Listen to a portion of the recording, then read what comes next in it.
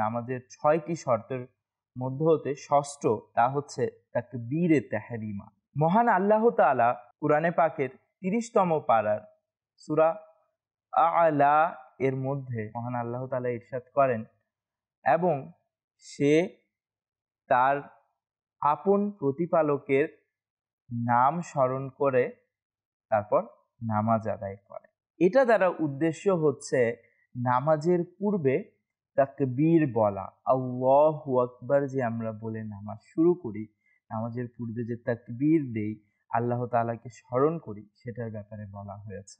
এই আয়াতের মাধ্যমে নামাজের পূর্বে তাকবীর দেওয়ার কথাটা সাব্যস্ত হয়। তাকবীরে তাহরিমা ডাইরেক্ট নামাজের ফরজের অন্তর্ভুক্ত এইভাবে নয়, এটা নামাজের বাহিরের অংশ, নামাজের শর্তের অন্তর্ভুক্ত, যেভাবে অন্যান্য শর্ত রয়েছে, কিন্তু এটাকে নামাজের ফরজের মধ্যেও বর্ণনা করা হয়।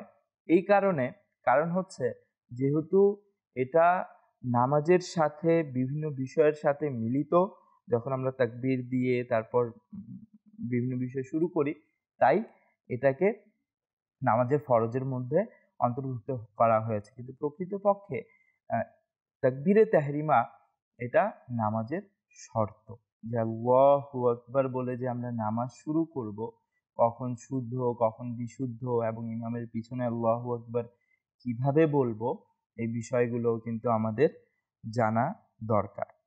সর্বপ্রথম এ ব্যাপারটা মনে রাখতে হবে যে নামাজে জানাজার মধ্যে তাকবীরে তাহরিমা হচ্ছে একটা রুকন, আর এছাড়া বাকি যতগুলো নামাজ রয়েছে সবগুলোতে তাকবীরে তাহরিমা হচ্ছে একটি শর্ত।